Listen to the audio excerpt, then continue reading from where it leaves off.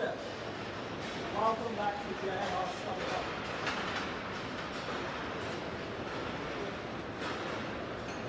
Delighted to be here with you again,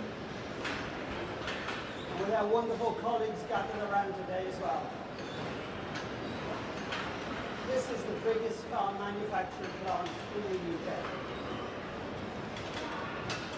Our incredible company built cars here for 77 years.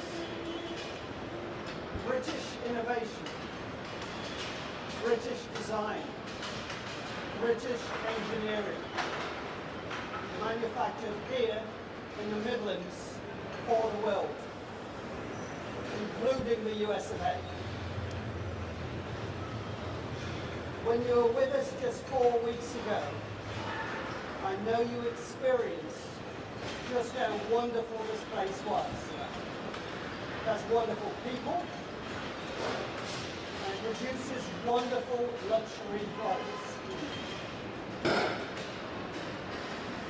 Your commitment that day was to stand by us to the hilt. Your words, to the hilt.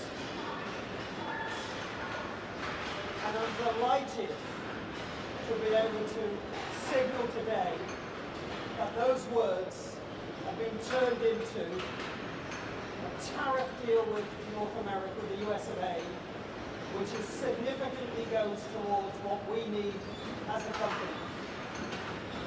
It creates the certainty that we need to continue to invest going forward. Not only for JLR, but actually for the whole automotive industry in the UK.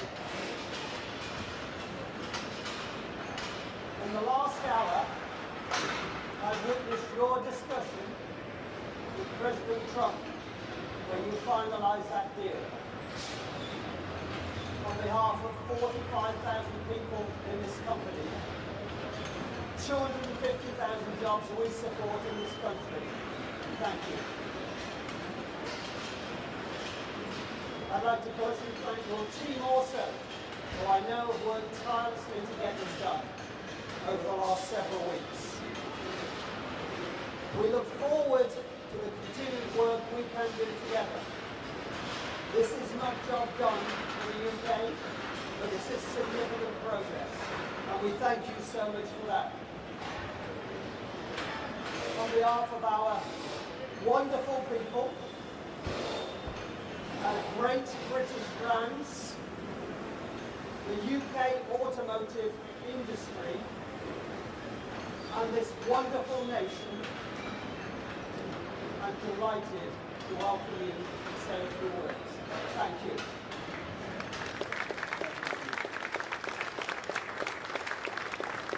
Thank you, Adrian, and thank you to all of you. It was fantastic to be with you. What was just a few weeks ago, and really fantastic to come back. Just a few moments ago, I spoke to President Trump, President of the United States, and I'm really pleased to announce to you, and I wanted to come to you to announce it, that we've agreed the basis of a historic economic prosperity deal. And that is a deal that will protect British businesses and save thousands of jobs in Britain. Really important, skilled, well-paid jobs. It will remove tariffs on British steel and aluminium, reducing them to zero. It will provide vital assurances for our life sciences sector so important to our economy, and grant unprecedented market access for British farmers without compromising our high standards. And for the great British cars that you make here, that we see all around us, this deal means that the US tariffs will now be cut from 27.5% down to 10% for 100,000 vehicles every year. That's a huge and important reduction. And I know from when I was last year, how much that would have been weighing on your minds when you knew the size of the tariff that would otherwise be in place. To get that decrease was hugely important to me. And I can tell you, my teams were working really hard on this deal, night and day for weeks. I was working with them. And in politics, what matters sometimes is who you have in your mind's eye when you're making these deals, who you have in your mind's eye when you're taking decisions. And what I took away from here last time was you and the brilliant work that you do, and had you in my mind's eye as we did that. And we've got scope now to increase that quota as we go forward. So this is not fixed. This is where we've got to. And all of these tariff cuts will come into place as soon as possible. And that's really important as well in relation to the work that you're doing and the brilliant cars that you make. And as Adrian said, I was here with you just, as I say, a few weeks ago. And I promised you that I would deliver in the national interest. And today I'm really pleased to come back here to be able to look you in the eye and to say I've delivered on the promise I made to you. And that's why as soon as I knew this deal was coming in today, I said I want to come back to JLR to talk to the workforce there for whom this means so much. Now, of course, we are the first country to secure such a deal with the United States. And in an era of global insecurity and instability, that is so important. The great challenge of our age is to secure and to renew Britain. And that is what we're going to do. Acting in the national interest, shaping this new era, not being shaped by it. If it's not good for Britain, we won't do it. If it doesn't mean more money in people's pockets, we won't do it. If it doesn't mean security and renewal in every part of the country, we won't do it. That doesn't mean we're turning inward.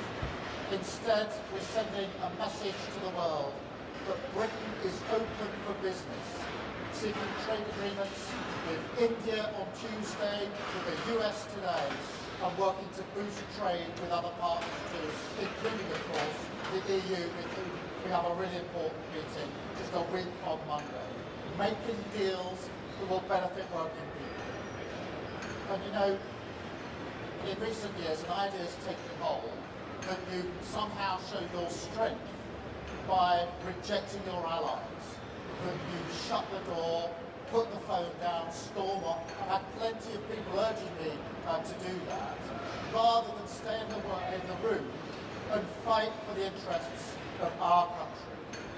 And I want to be absolutely crystal clear, that is not how this government operates. It's never how we will operate. We don't storm off, we stay in the room and we negotiate and we work for our country with a national interest foremost in our mind. Because the other way of working doesn't deliver the benefits that working people need. So I also want to be clear, this is just the start. With the deal we've done today, we can say jobs saved, jobs won, not job done, because we're more ambitious for what the UK and the US can do together. So we're hammering out further details to reduce barriers to trade with the United States across the board. We have £1.5 trillion invested in each other's economy, creating 2.5 million jobs across both countries. There are so many areas where I think we can do even more than that and put pounds in the pockets of working people across the United States. As the two biggest services exporters in the world, we will bring down barriers, creating jobs in our thriving sectors, in Leeds, in Manchester, London, Birmingham. As the only two Western nations with trillion-dollar tech sectors, will go further to deepen the partnership in new technologies to shape the innovations for the next century together and create the jobs of the future. Because look, our history shows what we can achieve when we work together. And what timing for this deal, that we've agreed this deal on VE Day. 80 years ago today, Churchill was addressing the nation at the end of the Second World War, victory in Europe. And we were standing in the United Kingdom with the United States on defence and security. And for 80 years we've been the closest of partners. And today we've added to that trade and the economy in a special relationship between us, defined by peace and economic prosperity. So it's fitting today that we renew the bond on the 80th anniversary of the year. I'm going to take some questions in a minute, then I do want to spend some time with you because I know how important this is for you, all of your work colleagues here, all of your families who I know will have been worried about what is going to happen. Of course they're worried, they're proud of what you do, worried about what might have happened, but not just you and your families, but your communities and all the other jobs that depend on the work you do here. We're iconic, we're proud of what you do, but I promised you we would do whatever we need to do to get to a position where we can ensure that your brilliant work continues and thrives in the future. I meant that as a promise made and a promise I always intended to deliver to you. I'm trying to catch everybody's eyes because, as I say, in politics what matters is who are you thinking about, who have you got in your mind's eye when you're having those conversations, whether it's President Trump just now, or last night, halfway through the afternoon debate, or whether it's the teams negotiating as they've been over weeks and days. So thank you here for being with me today. I'm going to try to talk to you some more in a minute, but please, through you, if I can extend that to all of your colleagues here, I know that they'll different shifts, but I hope this will give them the well-earned boost that they absolutely deserve. I will now take questions from the media. I've got a list here. I think, Chris, I've got you first. Thank you, Prime Minister. Chris Mason, BBC News. Prime Minister, this is a... You just a little bit louder. Yeah. Prime Minister, this is a freeing up of trade conditions with America compared with where we were, but is it better than, say, 6 months ago, given, for instance, some tariffs are still there? Well, Chris, the question you should be asking is it better than where we were yesterday? And I think if you should come out when you finish asking these questions and talk to the workforce here, because what this does is to reduce to zero the tariffs on steel and aluminium. Look how important that is. Reduces massively from 27.5% to 10% the tariffs on the cars that we export. So important to JLR, actually to the sector generally, but JLR in particular, who sell so many cars into the American market, proudly do that. And of course, it also includes pharmaceuticals, some really important measures. Obviously, we don't have tariffs yet, but we've got within the deal significantly preferential treatment, whatever happens in the future. So this is hugely important for our pharmaceutical sector as well. In addition to that, we said we had red lines on standards, particularly in agriculture. We've kept to those standards. The SBS red line is a red line that's written into the agreement.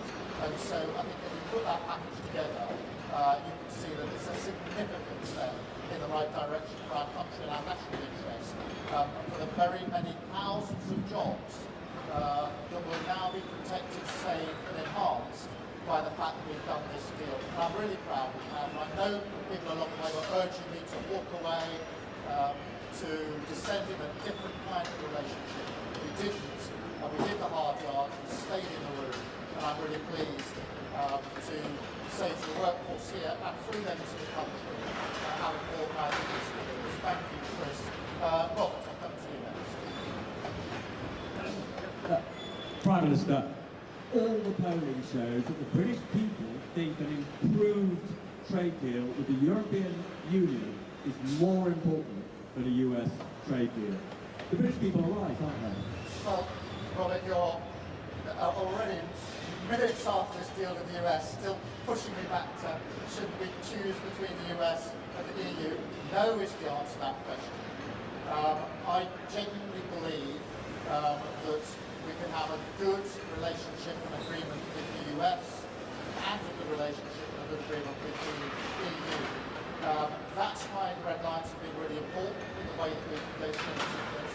But look what we've shown this week, that through patience, through pragmatism, through not doing politics as performance, but doing politics as the serious art of negotiation. We've got a deal 48 hours ago in India, which of course also deals with car manufacturing, by the way, so the discussions we had there. We've got the deal now with the US. We go on Monday week to the EU-UK summit. But I've always said that the strength of the UK is being able to deal both with the US and the EU on security and defence and on trade and the economy. And that's the basis on which we move forward. And I think the workforce here would say to you in very loud terms, thank goodness you didn't take the advice of others to walk away from the negotiations with the US, because it would be they that would pay the price if we had done that, and I wasn't prepared to let that happen. Thank you, Robert. Beth, Sky News. Thank you, Mr. Buckley, Sky News. Back in February, when you did a press conference with Donald Trump in the White House, he said, we could end up with a real trade deal where tariffs wouldn't be necessary. We'll see. Those were Donald Trump's words. And you've come out, and yes, you have a concession on cars. You have a flat tariff still of 10%. Are you disappointed with that? Is this just the start? And to those voters last week in the local elections that gave you the worst ever vote share you've had in a set of elections as a Labour Party, what's your message to them? Thank you. Well, my message to them is that we absolutely get the message that they sent last Thursday.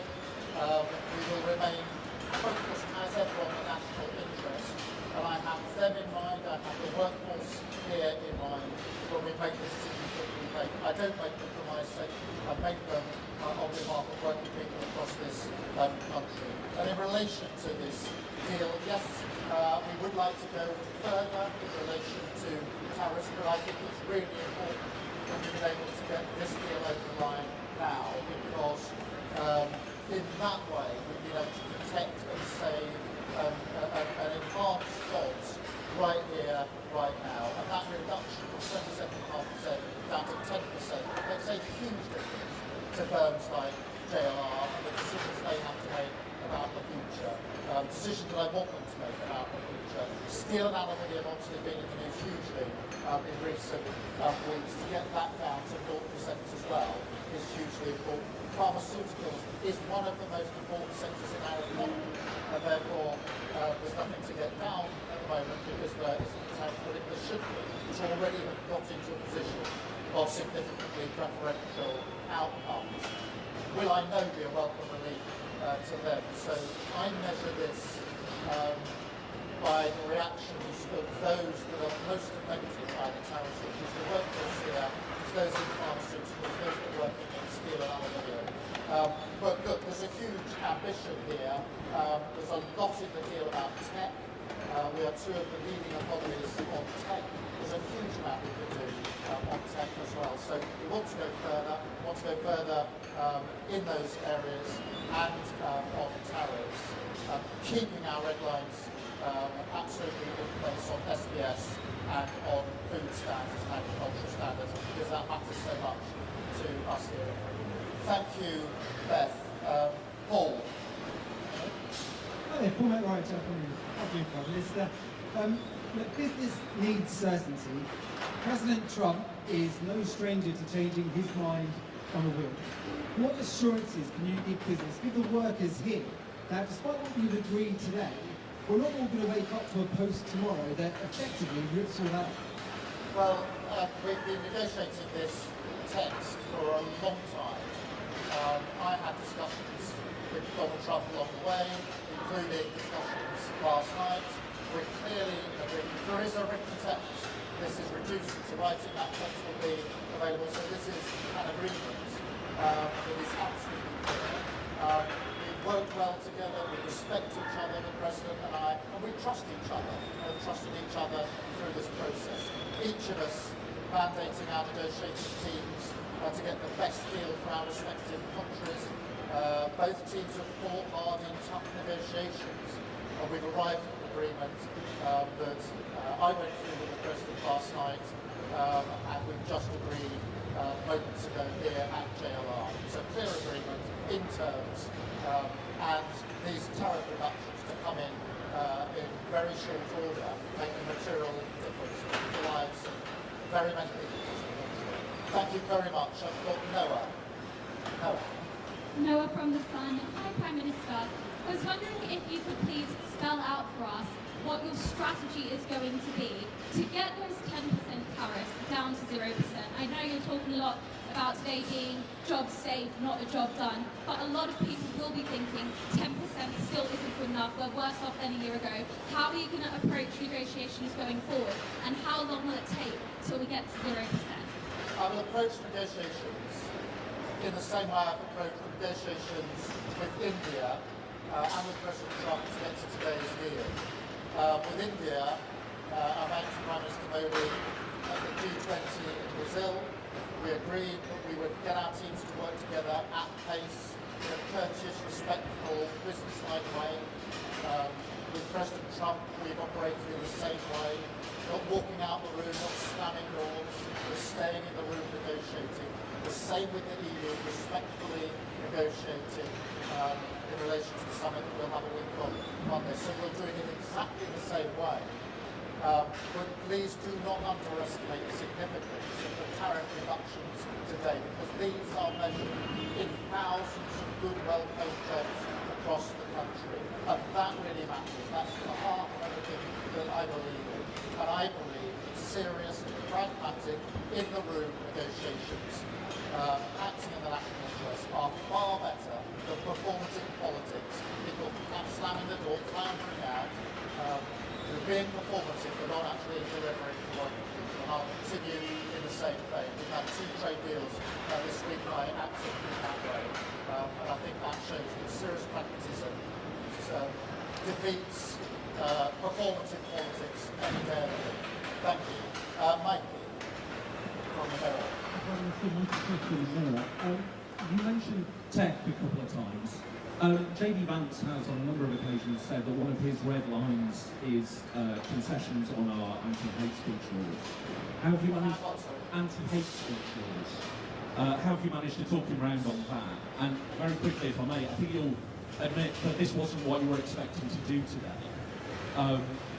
Donald Trump has been struggling to land his arguments on tariffs. Have we been bounced into this by a president that needs help out of the hole? Well, look, I mean, in terms of free speech, I've been really clear throughout. We've had free speech in this country for a very, very long time. It's one of our foundational principles on which we're all very, very proud, and that will long be the case. There's nothing in this deal that impinges on that in any way whatsoever. In relation to the timing of this, no, not at all. Our teams have been hard at work for weeks on end. I wanted to get a deal over the line. I made I'm not ashamed of that. I wanted because I knew how important it was, particularly for JLR. We got a deal, we got it over the line, and we got it over the line in a timely manner. The last thing I wanted to do was deliver a deal that didn't come in time for those who desperately need it. So, no, I didn't know the exact day. I wouldn't have been having my phone call with President Trump halfway through the second half of the Arsenal PSG game, and I planned it better. But that's the way it turned out. So that's the discussion we were having late last night about how we proceeded with this deal, and I'm really pleased to be able to come here today. And actually, to be able to do it on VE Day is really significant, because of course the US was standing there as our ally 80 years ago today. So today is an opportunity to reflect on the fact that today we stand together as allies on security and defence. Of course, there are no 2 countries that are closer on security and defence, but now we add trade and economy to those issues where we're the closest allies. I'm really pleased about that. And then Hugo. Thank you, Prime Minister. Hugo Jai from the iPaper. Just the other day, President Trump threatened to put tariffs on the film industry. Obviously, Britain has a huge film sector. Have you asked him to take that threat off the table? What did he say? And if he hasn't taken that off the table, how are you going to stop that becoming a reality? Well, obviously there aren't any tariffs in place on film at the moment. And of course we're discussing it with the President's team. We'll take the same approach as we take on other issues, whether it's tariffs imposed to the United States or potential tariffs in areas like pharmaceuticals or film. We'll take the same approach because for me what matters is acting in the national interest and making sure that everything that we do is good for working people in this country. Whether it comes to, whether it's steel and aluminium, whether it's car building, whether it's pharmaceuticals or film, we are brilliant at these things. And therefore I will act in the national interest and have those discussions on film as we've done on other issues. Thank you all very much Indeed, thank you. I will now talk to some of the workers.